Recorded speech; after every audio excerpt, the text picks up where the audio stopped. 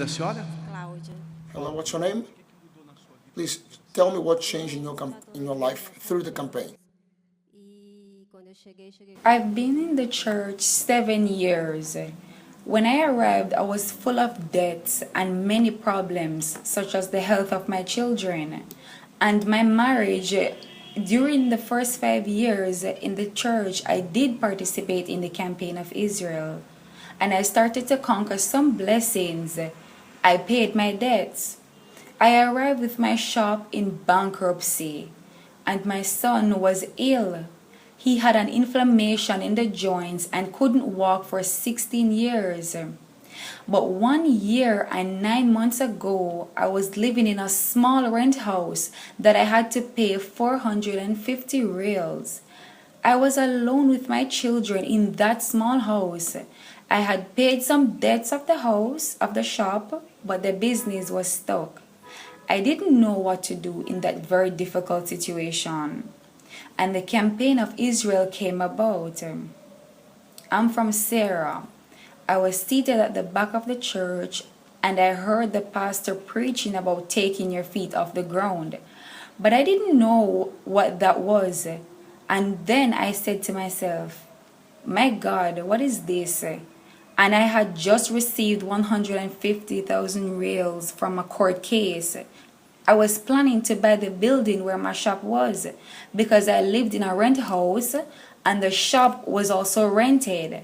I was paying 450 reals for one and 450 reals for the other. And then the pastor spoke about taking your feet off the ground. At that time, I was a widow and was dating an assistant, but it wasn't yet serious. And the pastor said that whatever I wanted was on the altar. The man of God I wanted in my life wasn't in the church, neither seated in the chairs or the walls. He's here on the altar. The family you want is on the altar. You may have money to buy a house today and a nice one, but maybe it won't be a home. And Bishop, I've never had a home. I was physically abused in my previous marriage, humiliated, cheated on. Many times my children had to save me from his hands. But as the pastor was preaching, I disagreed with him. Instead of doing like Jacob, I got angry at him. Can I say what was on my mind at the time? I said, who is the pastor? Because he had just arrived in the church. I didn't know where he came from, and he's asking me to take my feet off the ground. He's not even a bishop. I was seated at the back contradicting everything the pastor was saying because I actually knew what was to take my feet off the ground. I knew the money I had just received from my court case was my sacrifice, and that would change my life. But I kept resisting that fact. I decided to sacrifice when the pastor said two things. First, if you can manage to continue living like this, then wait. You don't need to participate or do as you want. But if you say, I can't take it anymore, enough, either God changes or he kills me.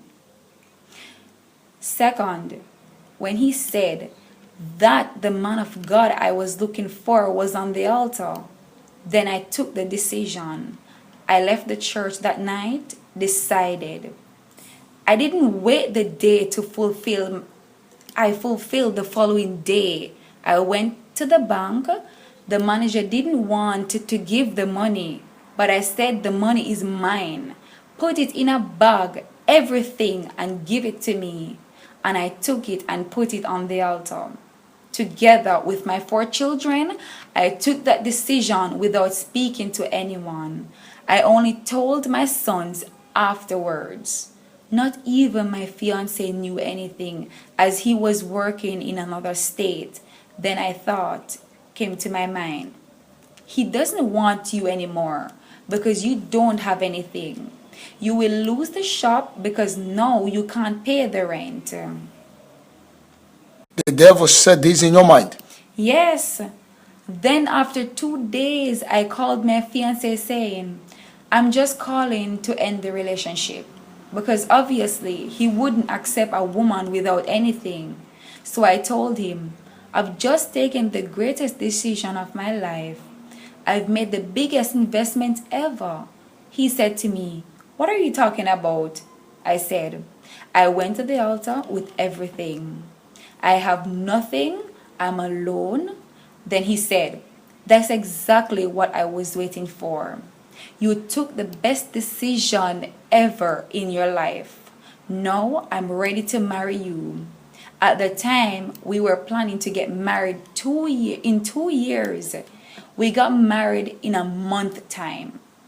I sacrificed in November 11th and I got married December 11th. Today, my husband being an assistant for 16 years and that I used to abuse today. Cutting short, my husband calls me my princess. I am respected and cherished. My 4 children, because 2 are mine and 2 are his, all of them call me mother. Pastor, the altar is wonderful. Because the altar is wonderful, it took a single mother, illiterate, without future, and today the altar gave me a wonderful husband. I'm very much loved by him. I can't even explain. Anything I want, he gives or buys for me. All my children are in the work of God. My 3 daughters are in the godlywood. They are being prepared to be women of God. Today I have a home, not just a house, because through the sacrifice I had put on the altar, God gave me a duplex. I live in a great house. I have everything that I could never imagine in my life. You have more than the 150,000 you gave. Bishop, I lived in a small rent house. Today I have 6 houses rented. This is 1 year and 9 months, starting from 0. My shop is doing very well. In other words, the 150,000 reals you put on the altar, God gave you much more. Bishop, what God gave me could be 1 million, 2 million, 10 millions, 20 or 1 billion. No money in the world could buy what I have today. And above all, the encounter I had with God, because I used to be a bitter and an unhappy woman. Almost 2 years ago, I was in the 5th grade. Today, I'm studying law. You are exploding. Yes. The last campaign of Israel, the pastor asked the last drop of blood. I sacrificed my car. And I had another court case from 2003 and I had lost it. It was a cold case already. But through the sacrifice, I asked God for justice again. There in court, I couldn't even understand the meaning of the words. The judge was saying, even my lawyer had said there was no way for me to win the case.